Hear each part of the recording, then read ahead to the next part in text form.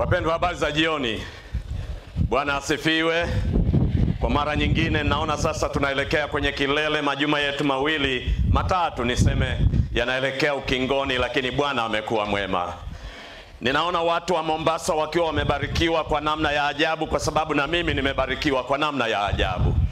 Kuhudhuria kwangu mikutano hii nimeona kitu na vitu vingi tu ambavyo vimekuwa vya manufaa katika maisha yangu, na namtukuza Mungu wa mbinguni. Wangapi wamebarikiwa kutoka moyoni? Bwana asifiwe. Kuna watu ambao maisha yao hayatakuwa yale yale tena yaliyokuwepo. Ni kama kuna ukurasa mpya umefunguliwa, na naamini utakuwa ni uzoefu wa kila mmoja wapo. Bwana asifiwe kwa mikutano hii ambayo tumekuwa nayo hapa Mombasa, na kwa watumishi wa Mungu ambao wamewatumia kwa namna ya pekee kwa ujumbe na mafundisho ambayo wameyaleta mahali hapa tena bure. Lakini si wanadamu, Mungu ndiye analeta mafundisho haya.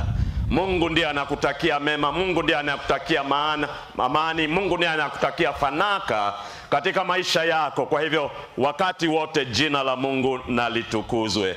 Napenda kuwashukuru sana kwa uaminifu wenu wa kuhudhuria mikutano hii tangu tunapoanza.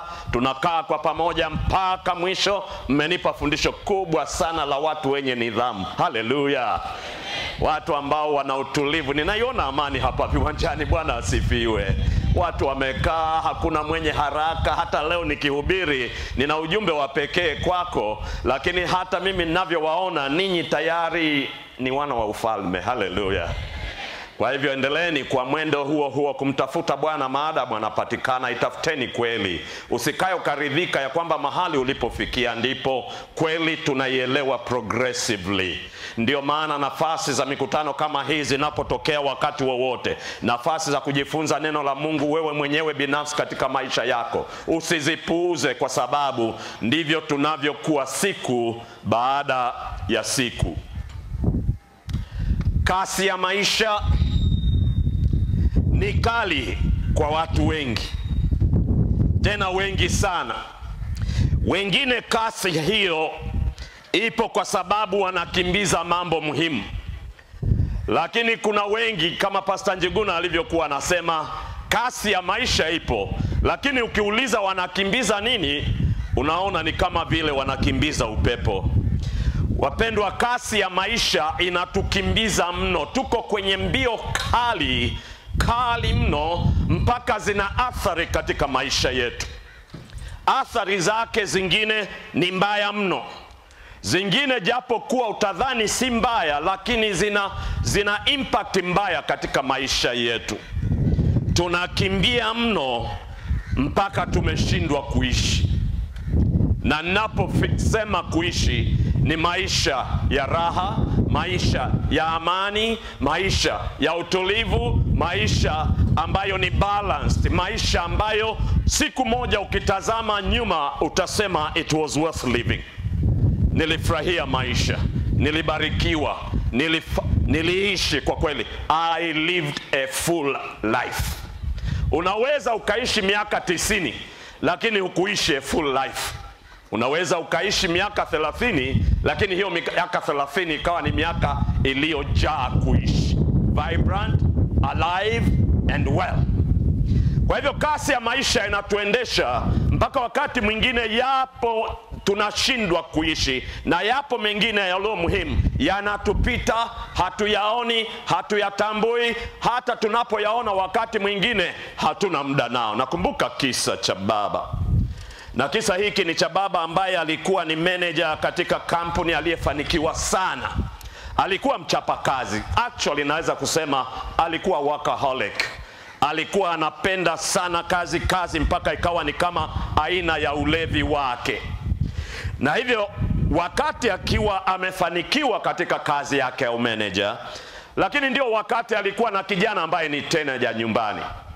Na huyo kijana akawa anatafuta sana muda wa kuwa na baba yake. Lakini kwa sababu baba naye ameazimia ya kwamba kazini nitafanikiwa, sitaki hata kidogo nipate demotion, ninataka promotion after promotion after promotion, ninataka nifike juu kabisa. Kwa hivyo alikuwa na nguvu nyingi za kustrive kufikia kule juu. asijue kinachoendelea, ya kwamba kasi ya maisha inayomsukuma na kumwendesha, asipoipatia balance ina athari. Kijana huyu kila wakati akawa anatafuta muda na baba yake, tafuta muda na baba yake, lakini hamuoni baba yake. Akiamka asubuhi kwenda shule, baba hayupo. Jioni baba akirudi, yeye alishalala fofofo. Kwa hivyo muda unapita, hakutani na baba yake. Ukafika wakati siku moja akiwa shuleni bwenini, ikawa ni birthday yake. Kwenye birthday yake hiyo, baba akamwambia ya kwamba nitakutoa, tutakwenda siku fulani mahali fulani. Kijana akafurahi ya kwamba huenda kwa mara ya kwanza baada ya muda mrefu sana nitapata muda na baba yangu. Kwa hivyo akatamani hiyo siku ifike, na ilipofika alikuwa wa kwanza kufika mahali ambapo walipatana na baba wafike. Akangoja, saa ikafika, baba hajatokea. Muda ukasogea, baba hajatokea. Ikafika mahali karibu anakata tamaa. Ulipofika ule wakati karibu anakata tamaa, baba yake akatokea, anaingia na gari kwa kasi. Akapiga chuna breki pale, akashuka kwenye gari, akafunga mlango, akakimbia, akamwambia, mwanangu samahani, samahani. Kazi zilikuwa nyingi sana ofisini, lakini ninathamini sana, nakupenda sana, na nimekuja ili kwa birthday yako. Lakini nataka nikwambie kule kazini kimetokea kitu kidogo, kwa hivyo ninaomba nifanye hivi, na kupatia dola hizi. Chukua, furahia chochote tu unachotaka. Halafu nitajaribu kutafuta muda mwingine, tutakuja tukakaa. Yule kijana akaangusha kichwa chake chini. Baada ya hapo akakasirika. Akachukua zile fedha akazitupa chini. Ghadhabu ikampanda, akawa anatetemeka. Baba naye akakasirika. Akasema, what do you mean? Ninakupatia fedha yangu, ninatoa jasho kuipata fedha, ninakupa ili ukufurahie, halafu wewe unachukua pesa yangu unatupa chini. Kijana machozi yanamtoka. Baba alipo press ya kwamba ni kwa nini unafanya kitu cha kikaidi namna hii, kijana alisema maneno machache. Kwa machozi akasema, sitaki pesa, ninataka baba. Sitaki pesa, ninataka baba. Kasi ya maisha inaweza ikakufanya ukasahau mke. Kasi ya maisha inaweza ikafanya ukawasahau watoto. Kasi ya maisha inaweza kwenda kasi kubwa mpaka ukajisahau hata na wewe mwenyewe. Kasi ya maisha, huenda nikuulize, umeshawahi kusahau ya kwamba ni saa ngapi, au ni tarehe gani, au ni mwezi gani? Je, imeshatokea wakati mwingine ukaitafuta sana miwani uliovaa kwenye macho yako, au ukatafuta kofia uliovaa kichwani? Je, umeshawahi kuuliza baada ya kula, mumeomba, lakini ukauliza baadaye, hivi tumeshaomba?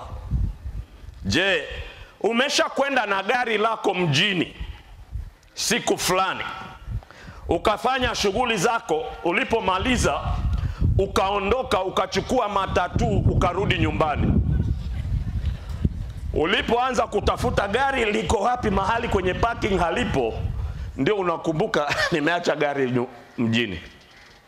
Je, umewahi kwenda na familia mjini, ukawaambia nitafanya shughuli fulani, baada ya hapo nitawapitia, halafu twende nyumbani, lakini baadaye kabisa jioni ukajikuta huko nyumbani peke yako, ndio unakumbuka familia yote nimeacha mjini?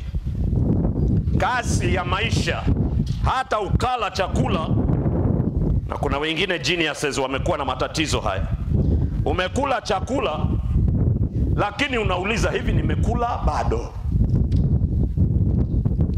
Kasi ya maisha inaweza ikakukimbiza kiasi kwamba hata uzuri unaokuzunguka usiuone. You have no time to stop and enjoy, to stop and live, kwa sababu unaendeshwa badala ya kuendesha. Maisha yakifikia mahali unaendeshwa badala ya kuendesha, ole wako. Ole, tena ole wako. Slow down. Slow down. Caution. Slow down. Ni muhimu kwa maisha yako. Kuna wakati ni vizuri tu utulie, upige kituo, pause. Ikiwa utashindwa kustop, pause. Pause. Katika maisha yetu hasa haya leo ya karne ya 21, pata hekima ya kujua namna gani na wakati gani inabidi kuslow down. Inabidi nikaweke pause, kituo, nisije nikashindwa, kwa sababu kupunguza mwendo kunaweza kukasaidia wengine wenu mkapunguza uzito wa mwili ambao ni mzigo sasa ulionao. Kunaweza kukasaidia kukapunguza msongo, stress inayokusumbua katika maisha sasa hivi. Inaweza ikakusaidia kufanya mengi zaidi, tena kwa ufanisi mkubwa sana, ukijifunza kuwa na vituo katika barabara ya maisha. Kasi ya maisha isikuendeshe mpaka ukashindwa kuwa na breki, ikawa ni kama gari ambalo halina breki. You will crash one day. You certainly will crash. That's for sure. Gari yoyote inayokwenda bila breki au breki hazifanyi kazi, hatima yake unaijua. Maisha yako pia, usipojifunza na kuamua kwa makusudi, even though it be at a cost, kuwa na vituo, siku moja utalipa gharama yake. Si njema. Kupiga kituo, kuslow down, kutakupa mawazo mapya na ubunifu bora zaidi. Ningeweza kusema mengi katika haya. Kingekupa mawazo mapya, freshness of mind, clarity of thought, na ubunifu mkubwa zaidi, creativity. Ingerudi tena kwa uzuri bora zaidi kuliko maisha kulipo unapokimbia tu na hakuna vituo unavyofanya. Unadhani kwa kukimbia una accomplish mengi, lakini ukweli ni kwamba una accomplish machache mno ukilinganisha na ikiwa ungechukua muda na kuweka vituo. Slow down, pause. Utaweza kuwa na ufahamu mzuri zaidi wa kinachoendelea kwenye mazingira yako. Wengine mazuri mno yanaendelea, lakini hatuna habari. Unajua, ukiwa kwenye gari, kuna anayekwenda mwendo wa taratibu. Mwendo wa taratibu ana muda kidogo wa kuangalia hapa na kule, hapa na kule. Unaweza kumkuta mara moja mara mbili akitabasamu. Anayekwenda kasi, anachoona ni lami nyeusi mbele yake kwa masaa. Huyu mwingine anayekwenda pole, anaona miti, anaona wanadamu pale wamekaa, anapunguza mwendo kidogo, anaangalia safari ile. Akifika, anafika mwisho wa safari bado yuko fresh. Yule aliyekuwa ameganda na lami peke yake, macho mekundu, akifika mwisho wa safari, muulize uliona nini? Safari ilikuwa ndefu, tena yenye tabu na mahangaiko. Slow down. Slow down. Kuna faida katika kuslow down. How do you slow down? Kwa haraka tu. Chukua muda mwingine, angalia vitu vidogo vidogo. Siku moja niliwaambia nilikuwa nazungumza na buibui, kabuibui kadogo kametokea tu. I spent more than half an hour nikakapiga picha nyingi. Nako kakawa kana dance na macho yake, kana dancing, kana zungumza lugha sielewi lakini ninaelewa. Tunawasiliana. Siku moja Nako alikuwa ameweka mahindi nje yanakauka, na squirrel akaja akaanza kuokota mahindi, anakula. Kwa sababu mlango ulikuwa ni wa kioo, hakuniona ndani. I had a feast of my time.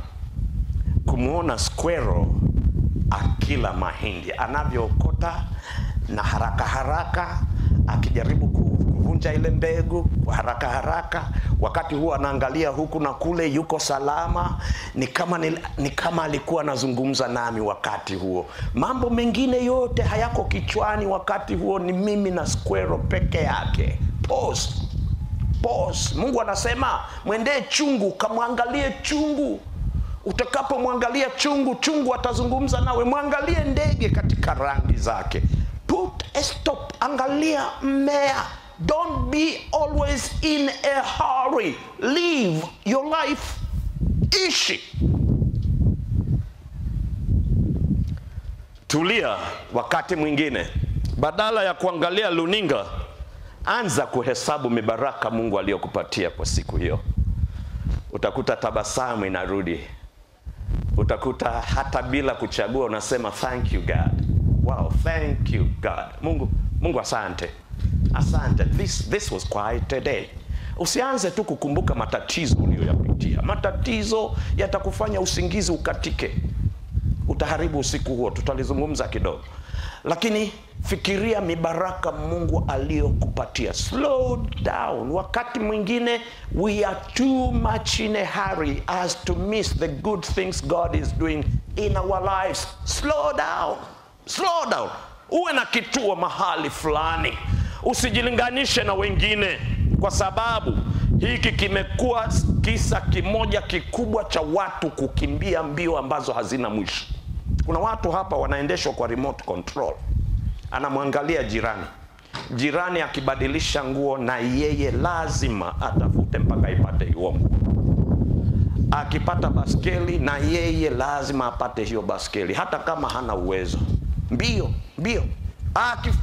Yaani yeye hana cha kwake, ni kuendeshwa tu na mwenzake yule. Hao watakimbia, you will never live. Live your life. Tafuta furaha, kwa sababu kuna matukio mengi yenye furaha yanayokuzunguka tu. Mahali fulani tu utayaona yapo. Utawakuta wengine wamekaa wanacheka, wanafurahi. Hilo lenyewe tu kuwaona na wewe litakubadilisha sura. Lakini kuwaona, it takes slowing down sometimes. Sasa kuna wengine wana slow down halafu wana stop kabisa. Sicho tunachokizungumzia hapa. Slow down. Pause ndilo neno hasa. Dhibiti yale unayoweza. Yale yote unayoyaweza, dhibiti. Usiyoyaweza, yaliyo nje ya uwezo wako, yasikusumbue wala yasikukimbize mchaka na kukufanya ukashindwa kuishi. Shughulikia yale ambayo yako kwenye uwezo wako. Usiruhusu kupasua kichwa chako na kupasuka kwa yale ambayo unajua hayatawezekana. Japokuwa kuna wengine yanayowezekana wamesema hayawezekani. Sicho nachokizungumzia. Kuna wengine wana worry kwa sababu wao ni wafupi. Sasa ukiworry wewe ni mfupi, utaongeza urefu wako namna gani? Sana kwa kuvaa viatu virefu, lakini bado utakuwa na vifua uko pale. Don't let that ruin your life. Don't let it ruin your life. Ishi.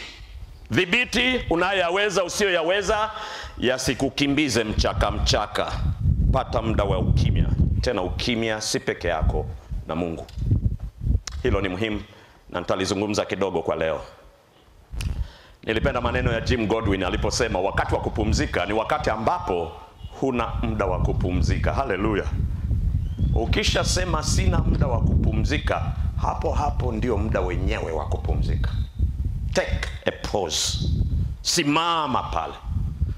Ni ishara ya kwamba mwendo wako umekuwa wa kasi, na kusema ya kwamba huna muda wa kupumzika na ukaendelea hivyo bila kupumzika, kuna siku utalazimishwa kupumzika kwa muda mrefu kuliko ulivyokuwa umedhani au umetaka.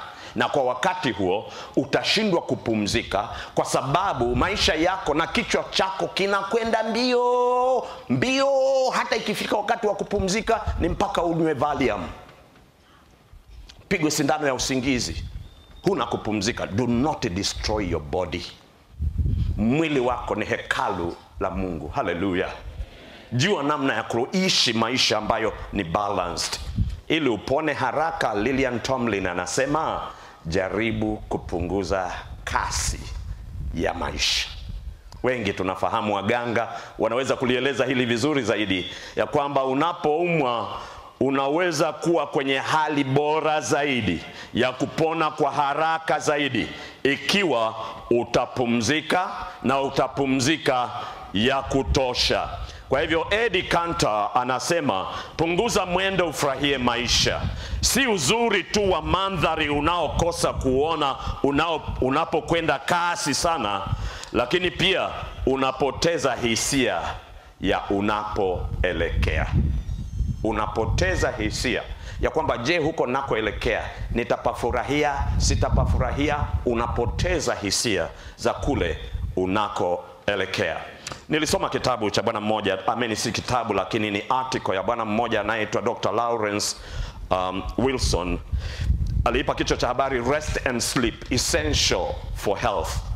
Na katika kitabu hicho anasema mambo mengi, ninukuu baadhi ya machache. Mamilioni ya watu ulimwenguni kote hawapati mapumziko na usingizi wa kutosha. Huu ni mgogoro mkubwa sana wa kiafya. Yeye anasema watu wengi wana imani potofu kuwa mapumziko na usingizi ni kupoteza muda na nguvu.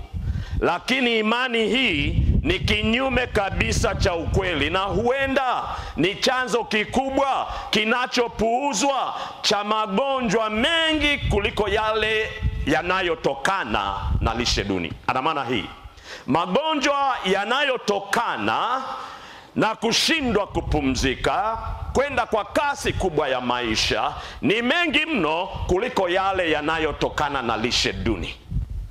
Hapa akianza kwa underscore umuhimu, unyeti, ulazima wa kuwa na mapumziko katika maisha. Slow down, kuwa na pauses mahali inapohitajika.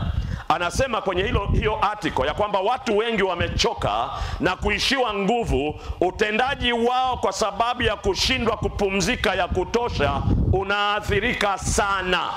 20% mpaka 30% ya ajali zinazorekodiwa leo, zinazopatikana mabarabarani kwenye anga leo, 20% mpaka 30% ni kwa sababu watu hawalali ya kutosha. Na usipolala ya kutosha utakutwa mahali fulani. Nitawaeleza kitu nilichokiona mahali. Kupona maradhi yote huhitaji usingizi ziada, usingizi wa kutosha.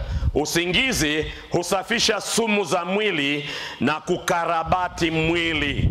Unapolala masaa ya kutosha, wengine wanasema sina muda wa kulala, natamani masaa yangeongezeka ya kufanya kazi, usiku ungekuwa mfupi zaidi. Lakini Mungu aliyekuumba aliweka usiku na mchana. Mwili wako haukuwekwa wa kuenda tu kama mashine bila kupumzika. Hata mashine zenyewe hupumzika. Usingizi, unapoulala usingizi, nasikiliza, si kuwa kitandani. Unapolala usingizi, a meaningful sleep, kuna revitalization inayoendelea katika mwili wako. Moja, husafisha sumu za mwili na kukarabati mwili. Halafu inarejesha mwili katika hali yake vizuri zaidi, hasa unapolala usiku. Na hapa alikuwa anazungumzia hasa emotions. Emotions zetu zinahitaji kufanyiwa marejesho kila siku inavyopita. We expend a lot, na inabidi ya kwamba tufanyie renewal na refreshment. Na hilo linafanyika vizuri zaidi unapolala usingizi wa usiku kuliko unapolala usingizi wa mchana. Ndivyo anavyosema yeye dokta. Halafu utafiti umeonyesha vile vile ya kwamba kukua kiroho huathirika sana usipolala ya kutosha. Usipolala ya kutosha. Siku moja nilikuwa na safiri, baada ya kusoma nimekaa, ilikuwa ni safari ndefu, nikaamua kuangalia documentary fulani, na ilikuwa inahusu documentary ya kisayansi kuhusu usingizi. Documentary hiyo ukipata, naomba uiangalie kwa makini, kwa sababu kuna wengi wetu tunaumia leo sana kwa kushindwa kupata usingizi au kuwa na usingizi wa maana unaotakiwa kwa mtu. Kila mwanadamu ana uhitaji. Na ndipo nilipogundua ya kwamba jinsi unavyokosa usingizi, wanasayansi wameliona na wamefanya majaribio kabisa. Unavyokosa usingizi ndivyo uwezo wako wa judgment unavyoathirika, sawa na mtu anayekunywa pombe. Sawa kabisa na mtu anayekunywa pombe.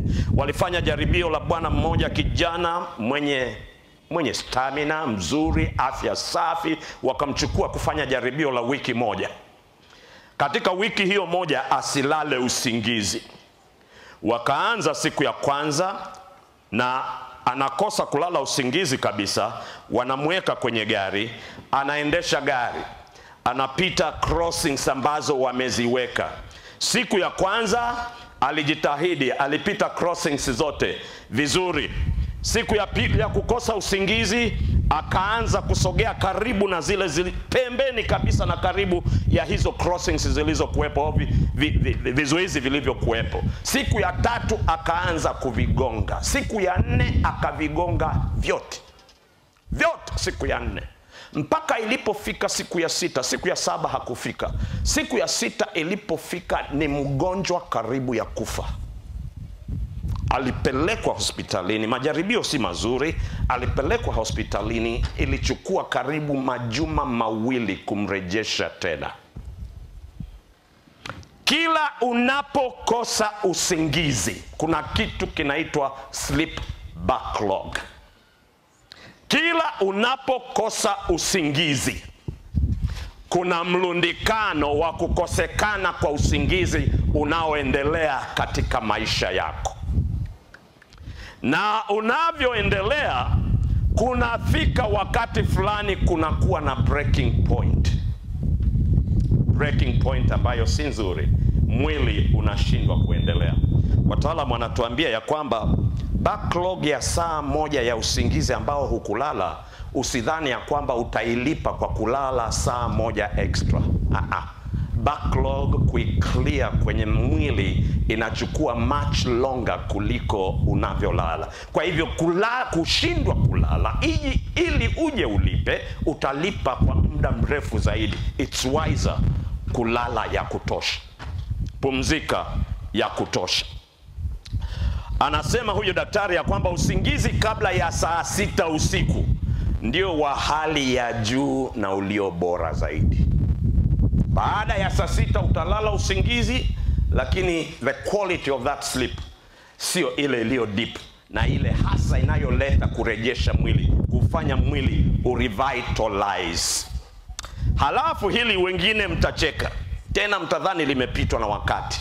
Anasema nenda kulala kuanzia saa 2 au saa 3. Saa 2 au saa 3 usiku, nenda kalale. Ikiwa unabisha, wao wameshaangalia wakasema kabla umeme haujapatikana, huo ndio ulikuwa muda wa watu kulala.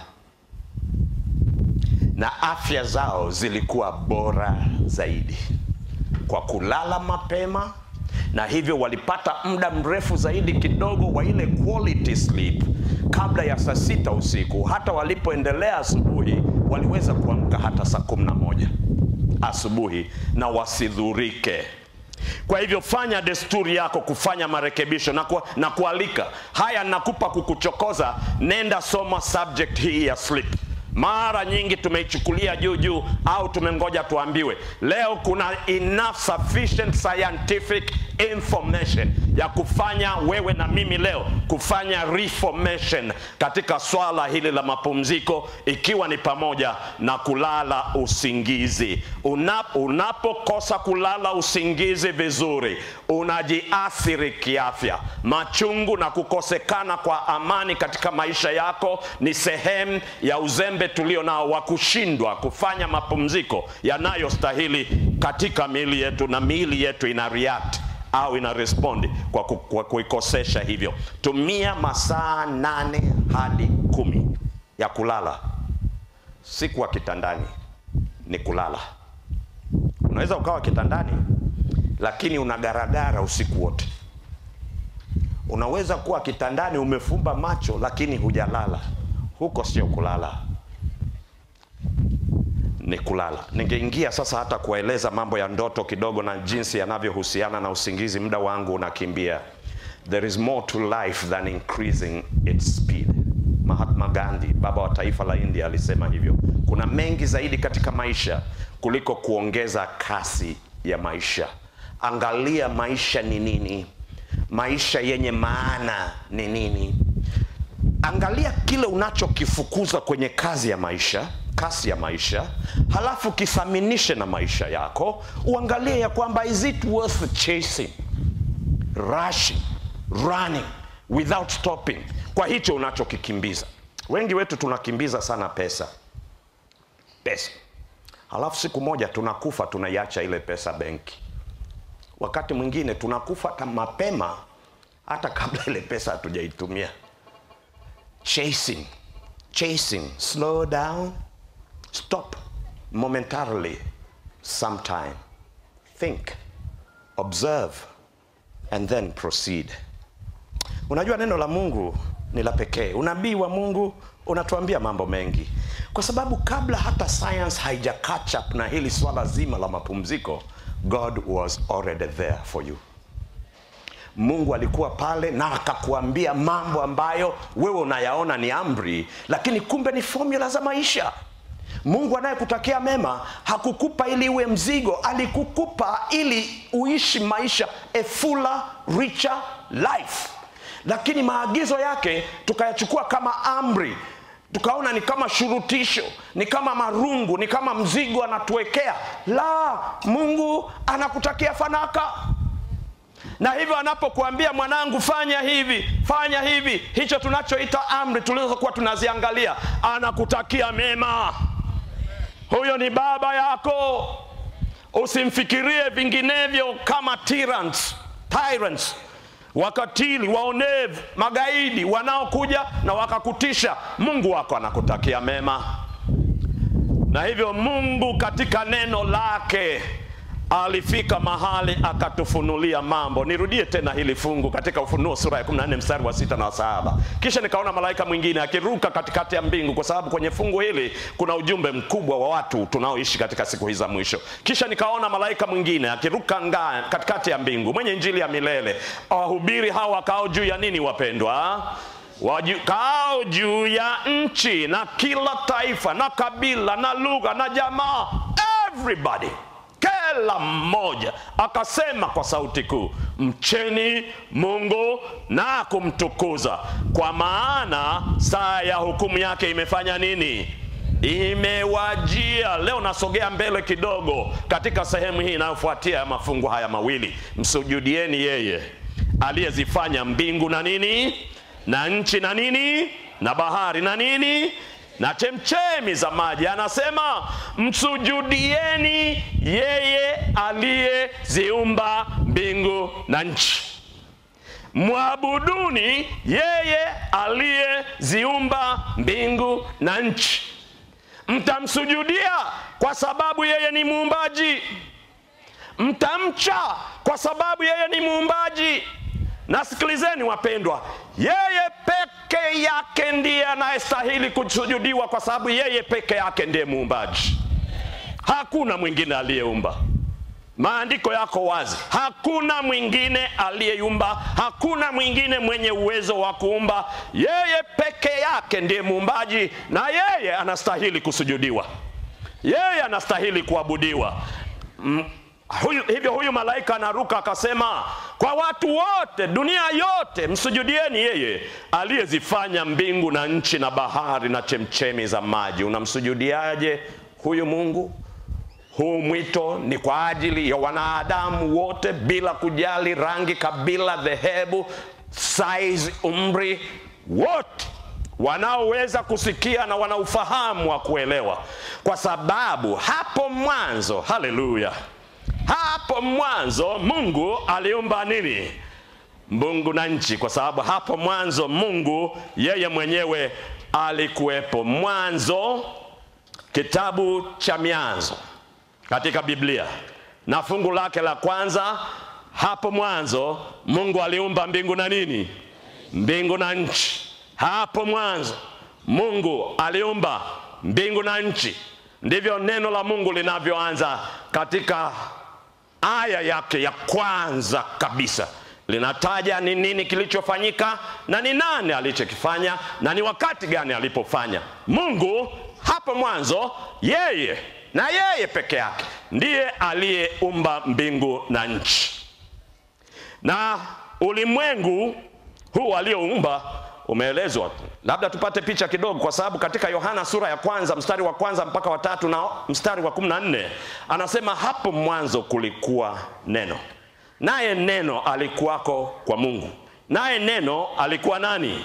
Mungu. Na huyu neno anayezungumzwa Niende moja kwa moja kwa lezo wapendwa, ni Yesu Kristo. Hapo mwanzo Yesu alikuwepo.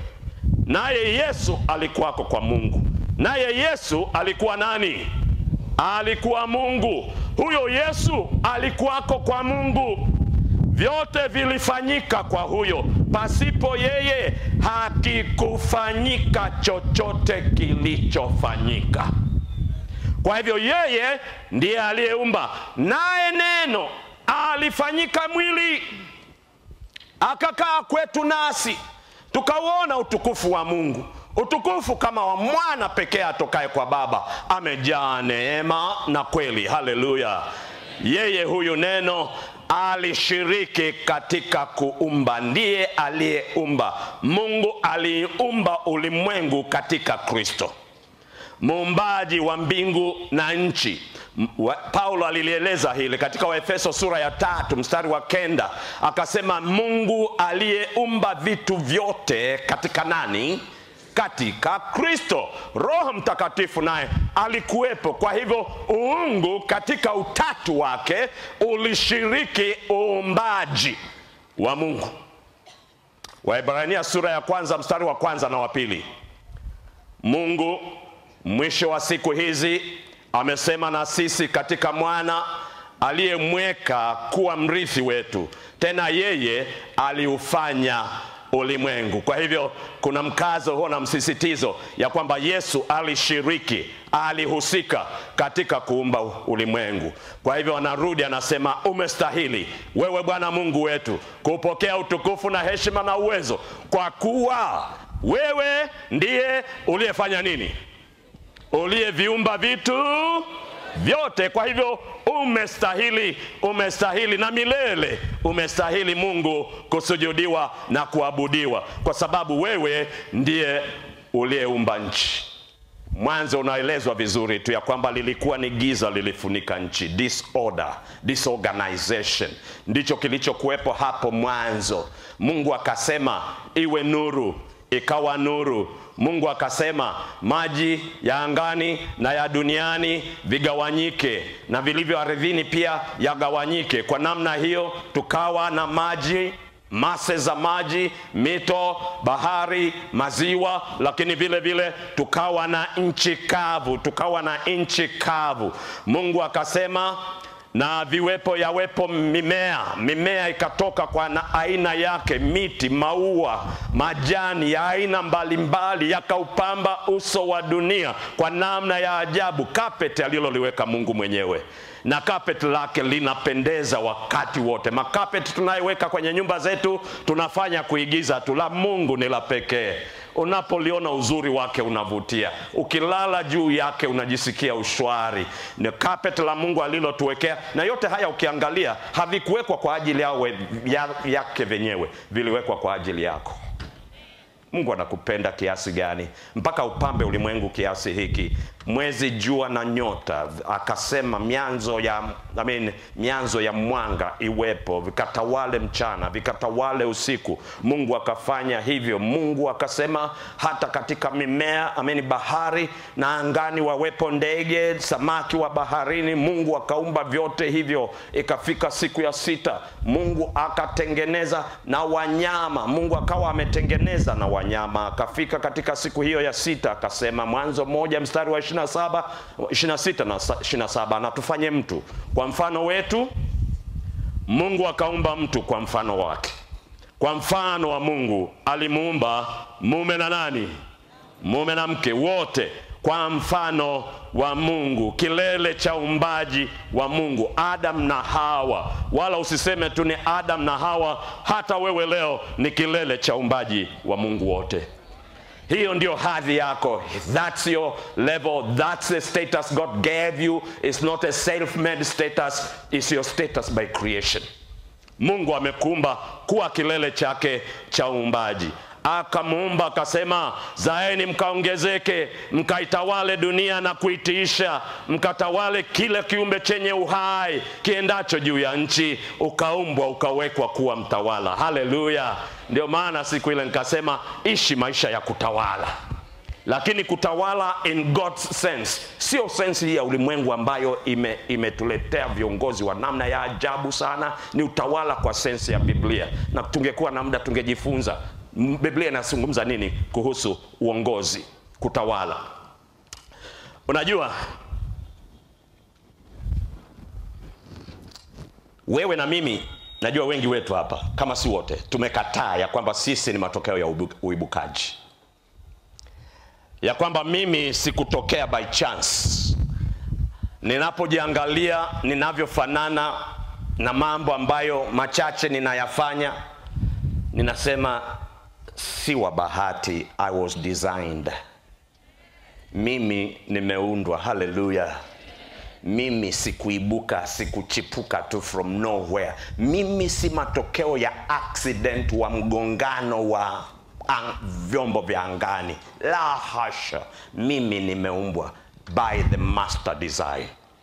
Ukianza kunirudisha niseme nimetoka kwa kubahatisha, unapunguza thamani ya maisha yangu. Unapunguza kabisa thamani ya maisha yangu. Na kataa. Na wewe kataa. Hata wakifundisha darasani, kataa. Kwa sababu shetani yuko kila wakati kuleta counterfeit kwa kile ambacho Mungu amekitengeneza. Kwa hivyo katika hili la kuumba kwa Mungu, watu kwa sababu ya kutokea kwa evolution, watu wameacha kumsujudia Mungu wa mbinguni. Ujumbe huu wa malaika watatu unaposema rudini kumsujudia Mungu wa mbinguni, ujumbe huu unakuja hasa kwa sababu katika siku za mwisho destruction inayotokana na theory of evolution ni mbaya mno. Imefanya Mungu afutike katika maisha ya watu, kwa sababu ukishaondoa ya kwamba Mungu hakuumba, hakuna Mungu. Hakuna Mungu tena. Na hivyo shetani amekuwa mjanja. Hapo ndipo akapagusa ya kwamba tuondoe ya kwamba kuna kuumbwa, tuliibuka. Ni matokeo ya mgongano tu, the Big Bang Theory.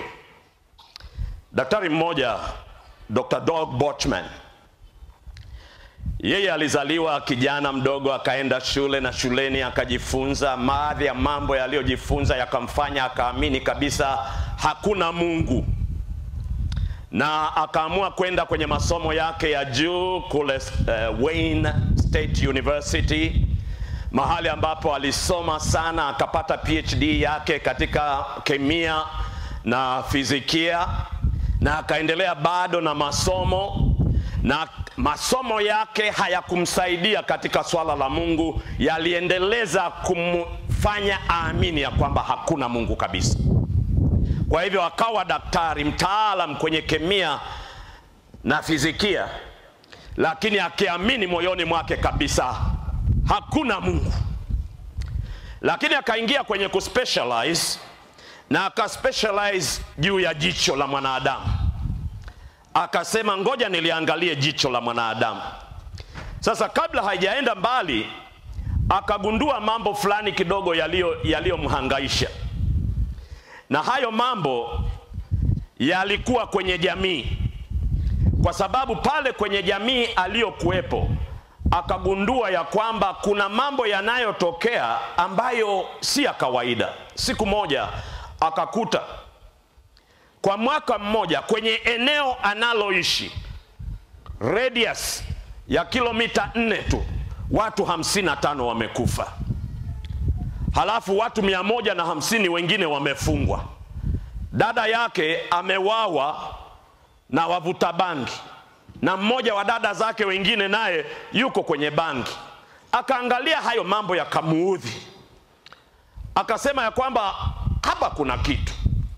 Hiki kitu kikamfanya akazinduka kiroho. Na Mungu akamuongoza mpaka akafika mahali akapata sense ya kwamba la, kuna Mungu. Kuna Mungu mahali. Ilikuwa ni safari ndefu, nafupisha. Kuna Mungu mahali. Lakini kilichozamisha sana imani yake ya kwamba kuna Mungu wa mbinguni ni alipoona the complexity of the human eye. alipokuwa anafanya research zake na kulielewa hilo jicho, akasema hivi, na nanukuu, ninashangazwa sana na kile ninachokiona. Ni zuri sana. Kila siku na kwenda kazini kufungua siri za jicho. Alikuwa na maabara na yeye ana specialize kwa jicho le pekee. Kwa hivyo mwaka baada ya mwaka anaingia kwenye maabara yake kuchunguza jicho. Very complicated. Anasema ninashangaa. Sio tu kwamba ni complicated, it's so beautiful. Anakiri yeye mwenyewe. Akafika mahali akasema, ninaamini Mungu alitupatia sayansi ili kutuonyesha ya kwamba anaishi. Jicho likamwonyesha kuna Mungu wa mbinguni.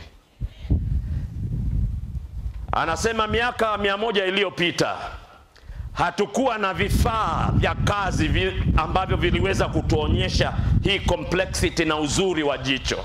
Lakini leo sayansi inatuonyesha lazima kuna nguvu fulani na uwezo fulani nyuma ya vitu tunavyoviona, ya kwamba inahitaji muumbaji au muundaji mwenye akili nyingi kutoa na kutengeneza jicho lililo complex kiasi hiki.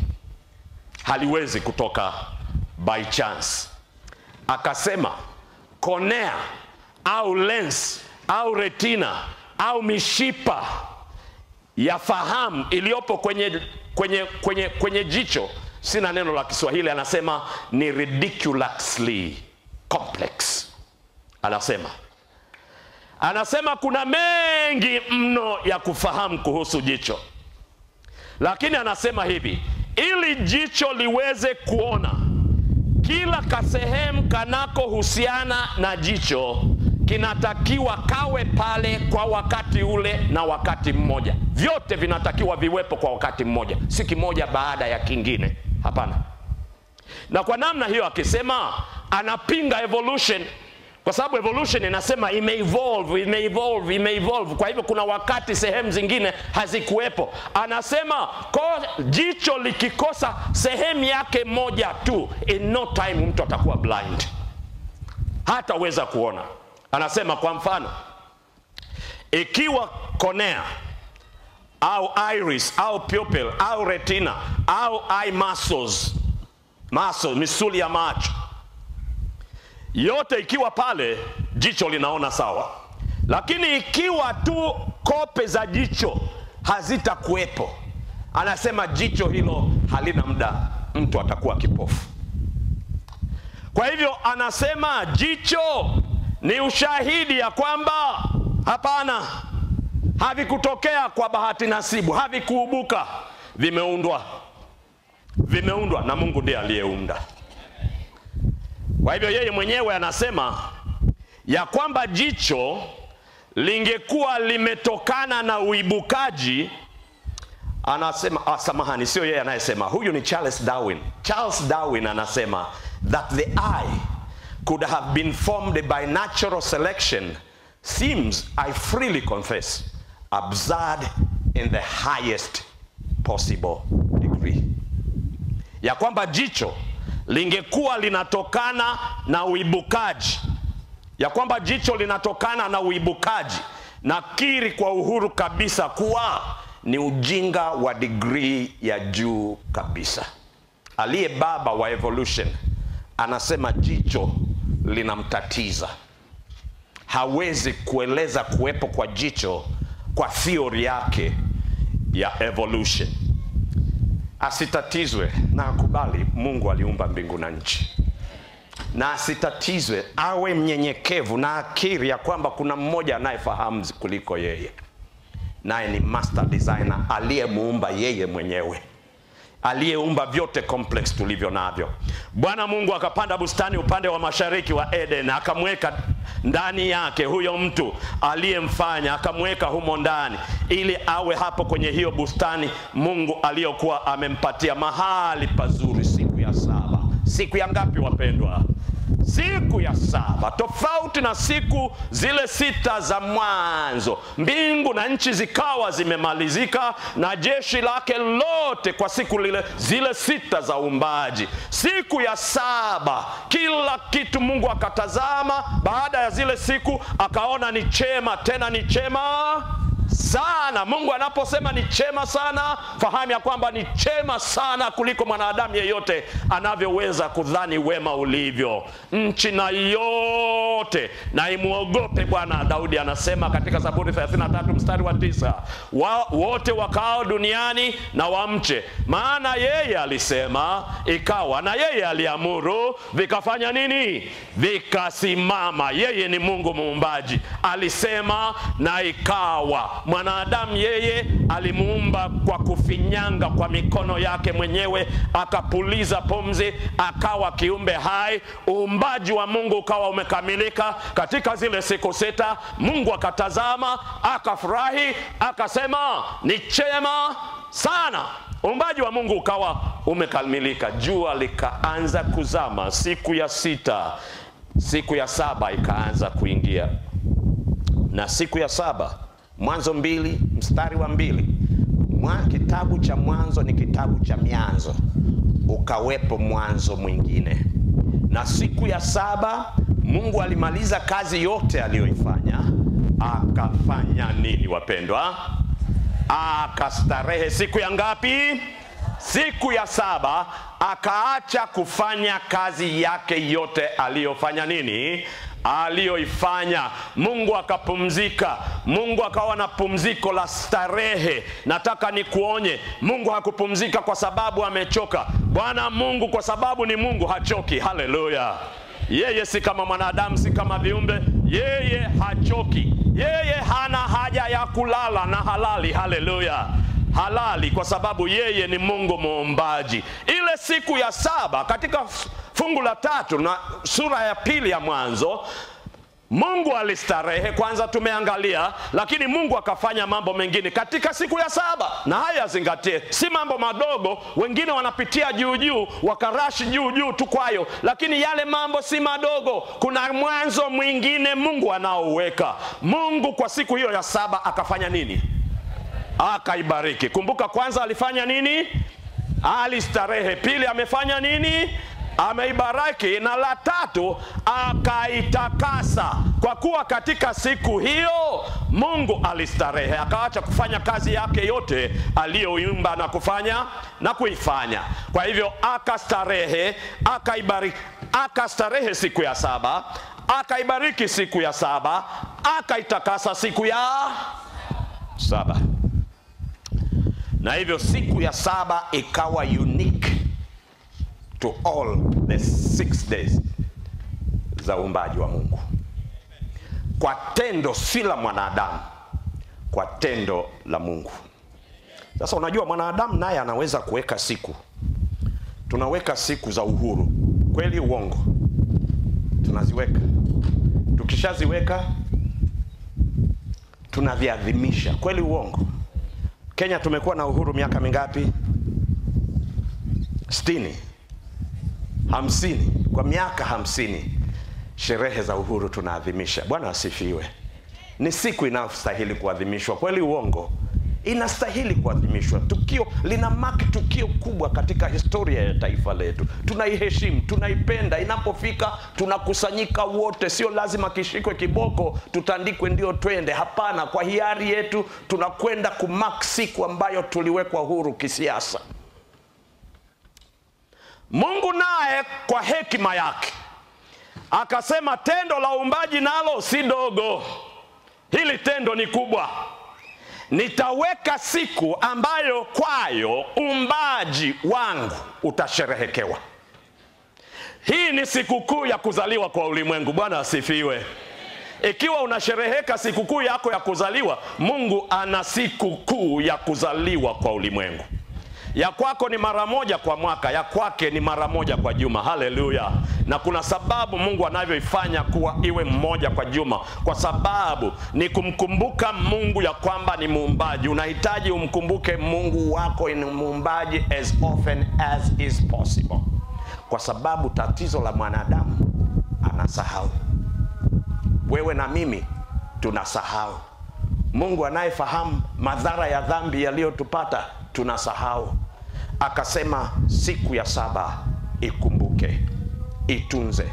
Akaibariki, akastarehe, akaibariki, akaitakasa. Ile siku ni siku ya pekee, ni siku inayostahili kuadhimishwa. Labda niwaeleze. Tunaposema ya kwamba alibariki na kuitakasa, ukiibariki ni kuifanya holy. Ni kuifanya holy. Ukiitakasa ni kuifanya kuwa takatifu. Kubariki na kutakasa, maana yake hasa katika lugha za awali za Biblia, maana yake ni hii: ni kuchukua na kuitenga, kuiweka pembeni, iwe pembeni tofauti na vingine. Kwa hivyo siku hii Mungu alipoichukua, siku zote ni za Mungu, lakini hii siku anapoitakasa, anaweka alama, anasema hii siku ni yangu. I have ownership and total ownership in everything on this day. Ninaitenga, itakuwa kwa makusudi nitakayo yatamka mimi. I separate it from every other day. Na anapoitenga, unapotakaswa, kitu kinapoitwa holy, maana yake ni cha Mungu. Ni cha Mungu. Kwa hivyo kinapokuwa cha Mungu, kifanye kuwa cha Mungu. Bwana asifiwe. Kiache kiwe cha Mungu. Kidumishe katika uungu wake. Kitukuze katika uungu wake. Mungu anapoita leo malaika huyu watatu wa kwanza kati ya malaika wale watatu, anasema, anaruka katika anga, msujudieni Mungu kwa sababu ameumba. Wapendwa, mwito huu unaita ulimwengu kuadhimisha siku ambayo Mungu ameiweka. Kuheshimu siku ambayo Mungu ameiweka. Wasipuuze ile siku, kwa sababu Mungu anapoweka, haweki tu kihivi hivi. He has a purpose. Na lile kusudi lake, anataka viumbe vyake vyote viheshimu lile kusudi lake. Ndio maana hata Mungu, niliwaambia kisa hiki jana, niwakumbusha katika Biblia, Israeli wakawa hawana chakula, wakaambiwa kwamba watafute chakula, watapewa chakula kutoka mbinguni, wakapewa masharti, kila siku okota asubuhi posho ya siku hiyo tu, lakini siku ya Ijumaa okota posho ya siku 2, kwa sababu siku ya siku ya saba Mungu hatashusha hicho chakula, na kuna sababu Mungu asishushe hicho chakula siku ya saba. Na sasa nataka nikuambie, hili tukio walilotukia lilikuwa kabla ya Sinai, kabla hawajapewa amri 10. Kwa hivyo sabato si kitu cha wakati Musa amepewa mbao 10, mbao za amri 10. La, ilikuwepo, imeanza tangu huko nyuma. Na hivyo Mungu anapokuja hata kwenye amri 10, anasema tukumbuka kilichokuwa huko nyuma, ambacho alikuwa na namna zingine pia za kuwakumbusha na kuwakumbusha na kuwakumbusha. Ikumbuke.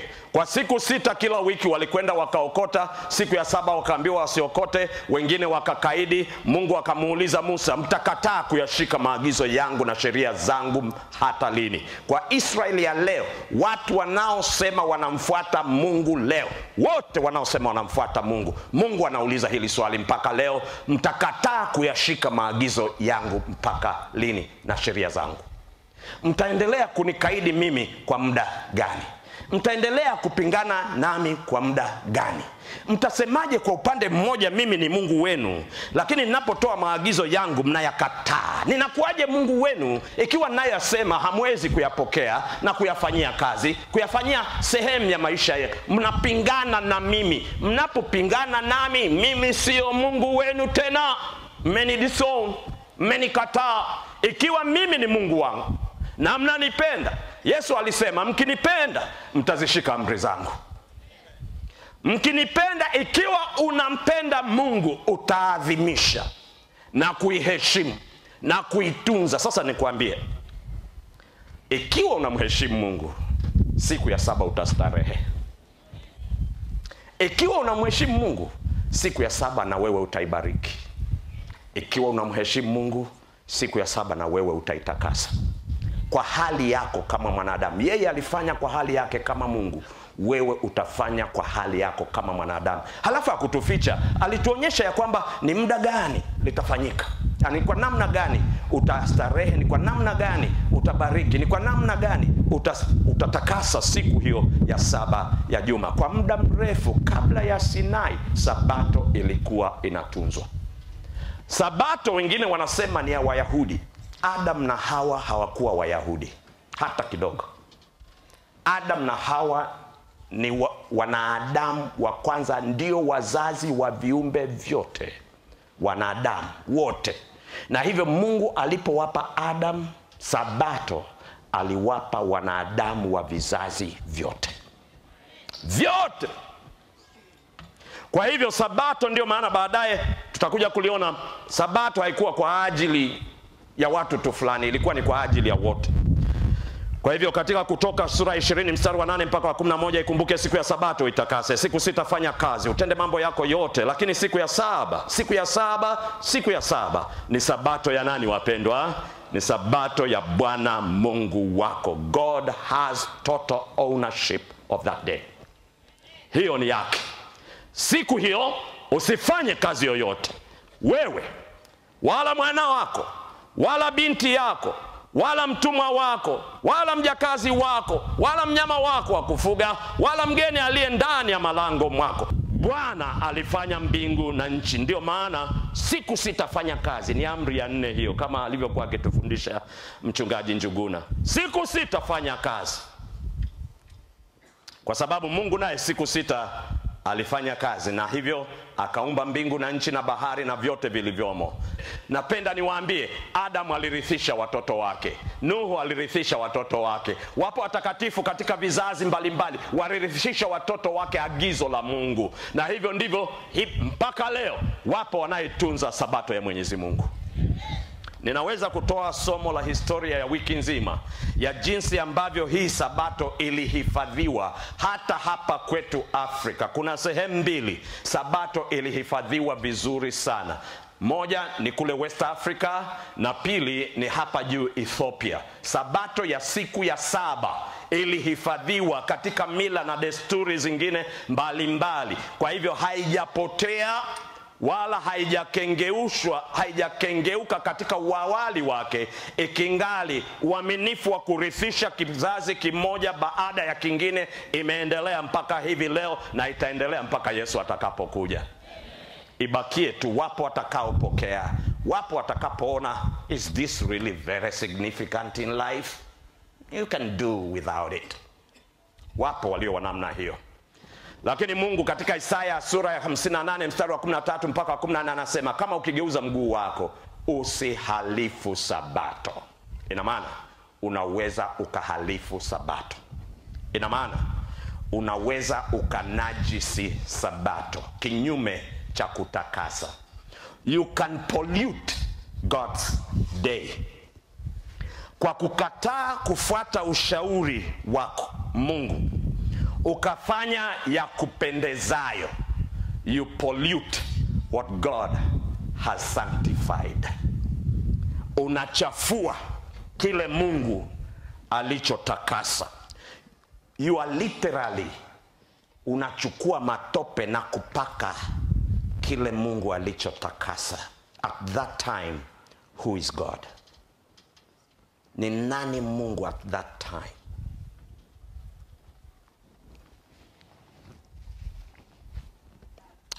Kama ukigeuza mguu wako usihalifu sabato, usifanye anasa yako siku ya utakatifu wangu, ukiita sabato siku ya furaha na siku takatifu ya Bwana yenye heshima. Yenye heshima. Si siku yangu, si siku ya mchungaji, si siku ya kanisa, siku takatifu ya Bwana yenye heshima. Ukiitukuza kwa kuzifanya njia zako mwenyewe, wala kuyatafuta ya kupendezayo, wala kusema maneno yako mwenyewe, ndipo utakapojifurahisha katika Bwana. Haleluya.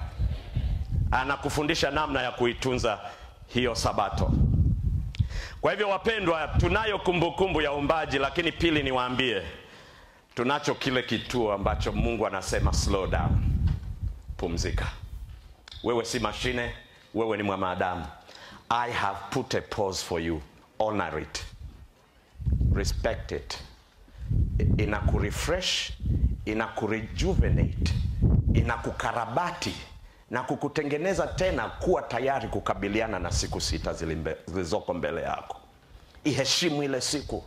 Ina maana na umuhimu mkubwa katika uumbaji wako na umbile lako vile vile. Ni ya misingi. Kwa hivyo kabla hata ya kuwepo pale Sinai miaka 1000 huko nyuma, maelfu ya miaka huko nyuma, tayari sabato ilikuwa imetolewa.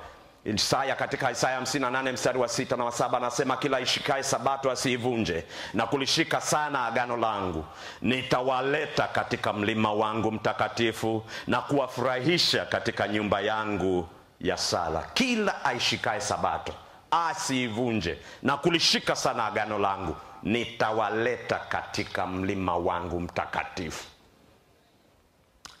Nyumba yangu itaitwa nyumba ya sala kwa mataifa yote. Kwa hivyo siku hii ni siku ya ibada kwa watu wote. Ikiwa unauliza siku ya ibada ya Biblia ni ipi, kwa mafundisho ya Biblia fahamu wazi na hakuna upinzani. Ningekuwa na muda jioni hii ningewasomea ushahidi mwingi kutoka hata kwa wasioitunza sabato, hata kutoka kwa walioibadilisha sabato, wakikwambia dhahiri siku ya ibada katika Biblia ni siku ya 7 ya juma. Wazi kabisa. Hakuna upinzani katika hilo. Kuna tu arguments zinazosema ilikuwa kwa ajili ya Wayahudi. Hiyo ni agano la kale, imepita. Lakini hili nalo tumeliweka sawa, na tutamalizia hapa kwa kuambia siku ya sabato ni sabato ya Bwana Mungu wako. Siku takatifu ya Bwana, si siku ya Wayahudi. Ni siku takatifu ya Bwana. Na anasema Yesu Kristo wa agano jipya na la kale, Yesu Kristo ndiye Bwana wa sabato. Mwokozi wako ambaye utakutana naye pale kama mtetezi wako, yeye ndiye Bwana wa sabato. Na unaniambia utaikabili ile mahakama ukitaka Yesu Kristo awe wakili wako, wakini umekataa sabato yake? Are you safe? Ni salama kweli? Yeye ndiye aliye Bwana wa sabato pia. Na anapokuwa Bwana wa maisha yako, anataka na siku yake aliyoitenga kwa makusudi hayo nawe izingatie, kwa sababu ushahidi upo wa kutosha. Yeye mwenyewe japo kuwa ni Bwana wa sabato, yeye mwenyewe anaitunza hiyo siku, anaiheshimu hiyo siku. Kile alichokifanya pale si mchezo wa kuigiza kwenye bustani ya Eden. Hata alipokuja kama mwanadamu aliadhimisha, akaifundisha, akaelekeza hata namna ya kuitunza ile siku ya sabato. Mungu akawaambia Israeli katika Ezekieli 20 mstari wa 20, zitakaseni sabato zangu, zitakuwa ishara kati ya mimi na ninyi, mpate kujua ya kuwa mimi ndimi Bwana Mungu wenu. Huo ni mshale mzito. Huwezi kusema Mungu ndiye Bwana wakati umeikataa sabato, wakati umekataa maagizo yake. Ni kama namsikia Mungu anasema, unanidanganya, you really don't mean it. If I am the Lord of your life, mimi ndiye Bwana wa maisha yako, then yangu utayazingatia, yangu utayafanya kuwa yako. Mwokozi wetu ndiye muumbaji, lakini pia ndiye Bwana wa sabato. Kwa hivyo unaweza kuelewa kwa nini awe Bwana wa sabato. Wiki ya kwanza ya uumbaji yeye ndiye aliyetenda, na ile siku ya 7 ni sehemu ya ile wiki. Huyu anakuwa Bwana wa sabato by the right of instituting it. Yeye ndiye aliyeiweka, yeye ndiye ametaka iendelee kutunzwa. Katika Ezekieli 20 mstari wa 12 kuna kitu kingine ambacho lazima tukiwekee mkazo. Tena naliwapa sabato zangu ziwe ishara kati ya mimi na wao, wapate kujua ya kuwa mimi Bwana ndimi ni watakasaye na hakuna mwingine anayetakasa. Kama nilivyotakasa ile siku, habari njema ni hii: Mungu anatakasa maisha ya wanadamu. Sisi wote tumefanya dhambi, lakini Mungu anakuja mahali tulipojipaka matope, anakuja anatusafisha kabisa. Kwa upendo mwingi tu anatuosha. What love! Tunarudi kwenye matope tena, anakuja anatusafisha. Mpate kujua Sabato, na iwakumbushe ya kwamba mnapoutunza katika usafi wake, haitawakumbusha tu umbaji, haitawakumbusha tu ya kwamba mimi ndiye Bwana niliyeumba mbingu na nchi, lakini itawakumbusha vile vile hakuna mwingine anayetakasa. Msiende kwa mwingine, yeye peke yake ndiye anayetakasa. Ndio maana anakuwa Bwana. Na maandiko yako vizuri tu, Sabato si ya leo tu, wala si ya bustani ya Eden. Sabato ni ya milele. Isaya 66 mstari wa 22-23, kama vile mbingu mpya na nchi mpya nitakazofanya zitakavyokuwa mbele zangu, asema Bwana, ndivyo uzao wenu na jina lenu litakavyokuwa. Na itakuwa mwezi mpya hata mwezi mpya, na Sabato hata nini wapendwa? Hata Sabato. Wanadamu wangapi? Haleluya! Wanadamu wangapi? Haleluya! Inaanzia hapa. Wanadamu wote tunza Sabato, kwa sababu yeye hapendi yeyote wapotee. Kwa sababu hata mbinguni, walio wa mbinguni, anasema watakaosikia na wakaelewa ya kwamba Mungu anaiheshimu hii siku na wao waiheshimu, wanadamu wote watakuja kuabudu mbele zangu. Si huko tu mbinguni, wanaanzia hapa. Haleluya! Kila Sabato wanakuja kuabudu mbele za Mungu. Tusije siku ya Sabato kuonana. Tusije siku ya Sabato kusikiliza kwaya. Kuna wengine wanadhani wanatunza Sabato, hawatunzi Sabato. Kwa sababu amekuja kanisani kutafuta mchumba, si vibaya. Si vibaya. Lakini sicho primary. Amekuja Sabato kukutana na rafiki. Amekuja kanisani kusikiliza na kuona mhubiri. Amekuja kanisani kutoa sadaka. Amekuja kanisani kusikiliza nyimbo. Hakuja kutunza Sabato, kumwabudu Mungu. Huko sio kutunza Sabato. Ikumbuke siku ya Sabato, itakase. Na Mungu akufundishe maana ya kuitakasa Sabato, na maana ya kumwabudu Mungu. Siku hiyo ni siku ya kumwabudu Mungu. Sio kwamba siku zingine humwabudu na kusali, unafanya hivyo, lakini hii siku ameitenga kwa makusudi hayo peke yake. Peke yake. Na hivyo ilikuwa desturi ya Yesu, muda hauniruhusu sasa, lakini ilikuwa desturi ya Yesu kuingia kwenye sinagogi, kwenye mahekalu siku ya Sabato, siku ya saba, na kuomba. Wapendwa, sitachukua muda hapa kuwaeleza. Ubishani umepungua sana leo ya kuelewa ya kwamba siku ya saba ya juma ni siku gani. Ni siku ya Jumamosi, Saturday. Webster's New 21st Century Dictionary, ili nisitumie Biblia, nitumie dictionary zetu tulizotengeneza, inasema siku ya saba ni Jumamosi. Jumamosi, siku ya saba, Jumamosi ni siku ya saba ya juma specific. Na hivyo hata katika Biblia utaliona. Ukitaka nenda kwenye Biblia yako, utakuta wengi tunakubali ya kwamba Yesu alikufa siku ya Ijumaa, ambayo ilikuwa ni siku ya maandalio, siku ya sita ya juma. Tunakubaliana kabisa ya kwamba alilala kaburini siku ya Jumamosi, hakutoka kaburini. Siku ya kwanza ya juma, na siku ya kwanza ya juma hakuna ubishani. Wengine leo tunaadhimisha siku ya kwanza ya juma, tumeifanya kuwa ndio siku ya ibada, tunaiadhimisha kwa sababu zetu tunazojua, lakini tunajua ndio siku ya kwanza ya juma, wala sio siku ya saba ya juma. Siku ya saba ya juma ni siku ya Jumamosi. Na hiyo ndio Mungu ameitaka kwenye vizazi vyote itunzwe kama siku ya ibada. Sasa niwaambie tu wazi, mwanadamu amekuja akabadilisha. Ni kutokana na ule ukengeufu ambao niliwaambia hapa siku moja. Kwa sababu kabla ya huo ukengeufu kuingia, Wakristo wote walitunza siku ya saba ya juma ya Jumamosi. kama siku ya ibada. Konstantini alipoingia, akaingia na ya kwake, vikaanza kuchanganywa. Kanisa, baadhi ya makanisa yakaanza ukengeufu. Kanisa hasa la pale Rumi likaongoza katika huo ukengeufu.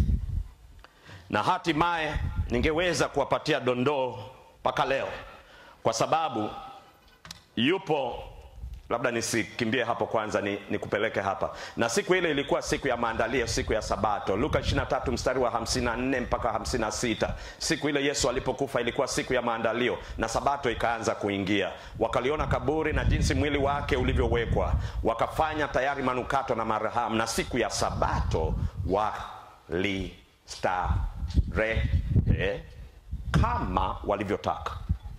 Kweli? Kama ilivyo amriwa. Imeamriwa na nani? Na Mwenyezi Mungu. Si kama walivyopanga au walivyofikiria, ni kama walivyoamriwa. Tumaini lao lilikuwa limepondwa mpaka siku ya kwanza ya juma, kaburi lilipokuwa tupu. Hata siku ya kwanza ya juma, Luka 24 mstari wa kwanza. Hata siku ya kwanza ya juma, siku Yesu alipokufa, siku ya maandalio. Siku ya katikati aliyokuwa amelala kaburini, siku ya Sabato. Siku ya kwanza ya juma walipokwenda kaburini, wakakuta Yesu amefufuka. Katika hizo siku tatu tunazo siku ya Ijumaa, Jumamosi na Jumapili. Siku ya Sabato ni siku ya Jumamosi. Kwenye siku ya kwanza walipofika, wakakuta mwili wako hauko karibu kwenye kaburi. Kwa hivyo leo, ikumbuke siku ya Sabato uitakase. Yesu aliwaonya Israeli kwa wakati alipokuwa hapa duniani, akitabiri uharibifu utakao kuja 70 AD. Akawaambia, angalieni kukimbia kwenu kusije kukawa siku ya nini? Ya Sabato, wala wakati wa baridi. Mungu ndiye aliyesema alistarehe. Mungu ndiye aliyestarehe, akabariki, akaitakasa. Mungu ndiye aliyesema ikumbuke. Leo wengi mno wamesahau. Petro naye, Paulo pamoja na mitume walikuwa na desturi pia ya kuingia na kuadhimisha siku ya Sabato. Ilikuwa ni desturi yao kama ilivyokuwa desturi ya Bwana wao. Waliadhimisha. Kwenye kitabu cha Matendo ya Mitume peke yake, Paulo alifanya mikutano 84 siku ya Sabato. Siku ya Sabato. Hiyo ni zaidi ya desturi, ni mtindo wa maisha. Kwa hivyo waliadhimisha hiyo siku. Karne ya kwanza ilipita vizuri, na ya pili ikapita, lakini ikaanza kuchanganya mambo. Imeendelea, lakini Sabato bado imebaki ikifuatiwa vizazi baada ya vizazi. Ni mkanda wa dhahabu ambao umeshikana vizuri tu bado. Mpaka hivi leo unaweza usiwe na udhuru wowote wa kutoitunza Sabato ukidhani ya kwamba ilipotea wakati fulani. Imeadhimishwa katika vizazi vyote. Na Mungu alipomwonyesha Yohana ushahidi, akamwambia Yohana wa Ufunuo, akamwambia katika Ufunuo 14 mstari wa 12, hapa ndipo penye subira ya watakatifu, hao wazishikao amri za nani? Za Mungu na imani ya Yesu Kristo. Na Yesu anarudia, mkinipenda mtazishika amri zangu. Kwa hiyo ikumbuke siku ya Sabato, ufanye nini?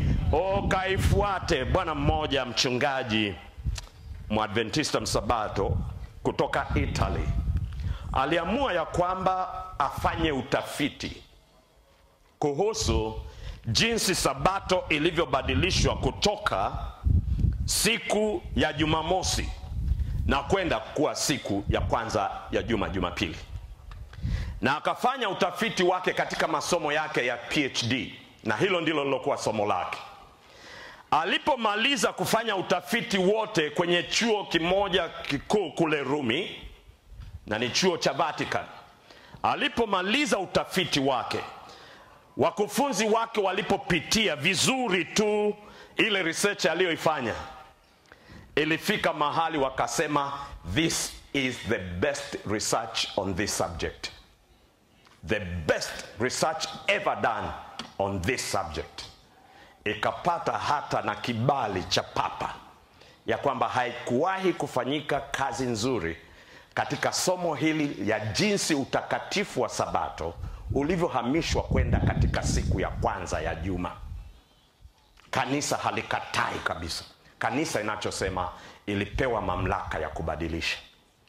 Na wanafunzi wengi wa Biblia katika kipindi cha matengenezo walikataa kata ya kwamba hakuna popote katika maandiko mahali ambapo mwanadamu yeyote wala mamlaka yoyote chini ya jua iliyopewa ya kubadilisha vitakatifu vya Mungu.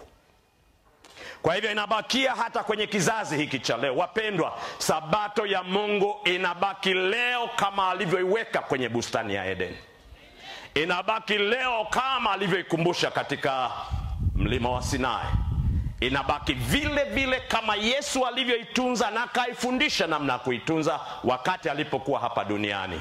Sabato inabaki hivyo hivyo leo na itabaki hivyo hivyo katika mbingu mpya na nchi mpya. Wewe na mimi una uchaguzi tu huu. Nimfuate Mungu nimkubalie, nimkatalie Mungu. Nimfuate Mungu nimkubalie au nimkatalie Mungu. Wapendwa, leo ninaomba nizungumze na wewe binafsi. Na nazungumza na kila mmoja. Kwa sababu kuna wengine wetu tulikubali kutunza sabato. Lakini tulidhani ni kutunza tu kwa kukubali na kukiri. Lakini tukaacha element ya kuitakasa sabato.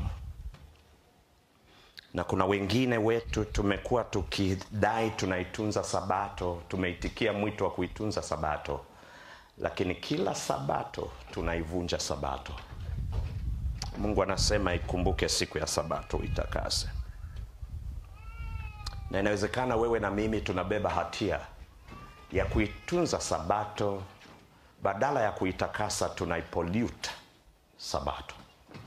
Kuna wengine usiku huu wanapoangalia maisha yao wanasema, Mungu nisamehe. Mungu nisamehe. Ninafahamu hii ndio kweli. Na nilishakubali siku moja hata nikabatizwa, ndio kweli. Lakini ninabeba hatia mikononi mwangu, sijatunza utakatifu wa sabato.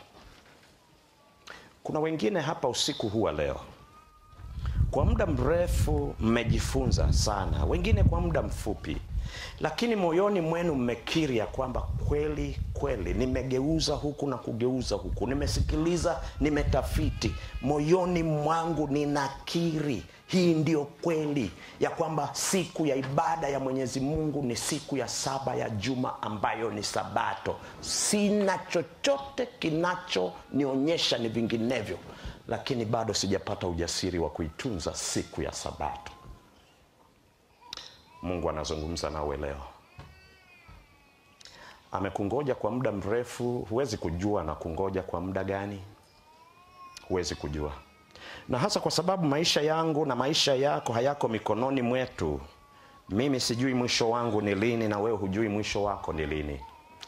Leo hii Yesu aliye Bwana wa sabato, yeye aliye Mwokozi wako, yeye aliyekuumba, anainyanyua tena sabato mbele yako. Anaiweka tena wazi mbele yako.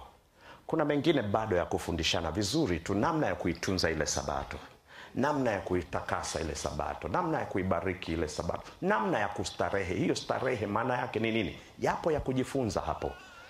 Lakini unakiri moyoni mwako na kusema, Mungu sasa inatosha. Inatosha. Ninaomba unisaidie niitunze sabato. Niifuate sabato. Niadhimishe ile siku kama ulivyoadhimisha na vile vile kama ulivyoagiza. Kuna ambaye anaomba hapa ya kwamba, Mungu vunja kiburi kilichoko kwenye moyo wangu. Nina moyo wa jiwe wakati mwingine kama Pilato. Nisamehe. Ninakuwa mgumu lakini ninakiri hii ndio kweli. Nisamehe Mungu wangu. Sasa ni radhi. Fanya nami kile kitakachokuletea utukufu. Na uko hapa jioni hii ya leo. Unanisikiliza kwenye luninga, unanisikiliza, unanifuatilia kule online, wengine hata kwenye radio unanisikiliza. Wapendwa, ni Mungu wako ndiye anayezungumza nawe, sio mimi. Mimi ni chombo tu katika mikono yake. Yesu wako anataka uiadhimishe siku ya sabato. Uitunze siku ya sabato. hiyo ndio iwe siku yako ya ibada. Sikuambia hapa, hata Kurani inasema siku ya Sabato ni siku ya Jumamosi. Hiyo ndio siku ya Biblia ya ibada. Itunze siku ya Sabato, uitakase. Ikiwa ni mara yako ya kwanza kabisa kusema leo mimi natoa maisha yangu kuitunza Sabato, ninaacha kubishana na Mungu, ninataka sasa kudedicate maisha yangu yote kuadhimisha siku ya Bwana ambayo ni siku ya Sabato, kumwabudu katika siku aliyoitenga, nikijua ya kwamba siku zingine ndio zote nitaabudu, lakini hii siku ameniambia stop, weka kituo, this is my day between you and me. Tuzungumze. Ikiwa una maamuzi ya namna hiyo, ninakuomba uje hapa mbele. Waimbaji watakuwa wanaimba jitoe kwa Yesu Kristo. Leo hii tunataka tukuweke mikononi mwa Mungu akuwezeshe ukaanze maisha mapya pamoja naye katika jitihada zile zile za kumtii Mungu wako. Si kwa sababu unataka uokolewe, kwa sababu amesha kuokoa tayari. Na kwa sababu amekuokoa, unasema wewe utachezea upande wake tu na wake tu, ikiwa ni pamoja na Sabato. Kwa hivyo ninakualika waimbaji watakapokuwa wakiimba, njoo hapa mbele. Kuna wengine mnasema, Mungu ni shahidi, sijawa mwaminifu katika kutunza Sabato. Na leo hii unasema, ninaomba Mungu anisamehe, ninaomba Mungu aniwezeshe, ninaomba Mungu aniongoze, ninaomba Mungu anishike mkono, ninaomba Mungu anitegemeze, aniweke imara kwake, ili nisichafue, nielekee kuitakasa hiyo. Wewe nawe waimbaji wanapoimba, unajisikia moyoni mwako una msukumo wa namna hiyo, ninakualika utoke hapa mbele. Na tunapofanya hivyo, niwaulize wale wanaotoa maisha yao kusema nina rededicate maisha yangu katika kuitunza Sabato, naomba msimame mahali mlipo. Simama tu mahali ulipo. Unasema maisha yangu haya, kuitunza Sabato itakuwa sehemu ya maisha yangu, sitaacha kamwe, Mungu nipe uwezo. Lakini wote tuliosimama humu ndani leo, wapo ambao wanajitoa kuitunza Sabato siku ya kwanza, wanasema inatosha. Mungu awabariki mnavyokuja, Mungu awabariki, Mungu awabariki. Njoni tu, wala msiwe na wasiwasi hata kabla waimbaji hawajaimba. Njoni hapa mbele, mmekuwa mkijifunza kwa njia ya masomo haya ya ugunduzi, umegundua ndio kweli. Kwa mwenzako mliyekuwa mnajifunza naye mikutano iliyopita, umesikia mafundisho haya kwa marudio, lakini leo unasema ndipo ninapofanya uamuzi wangu. Njoo kwa Yesu Kristo, jioni hii ya leo anakuita. Na wale ambao mnajua kwamba mna hatia ya kuivunja Sabato, hamjaendelea katika kuitunza Sabato kama mlivyokubaliana na Mungu, njoo nawe hapa mbele. Mungu anakuita jioni hii ya leo.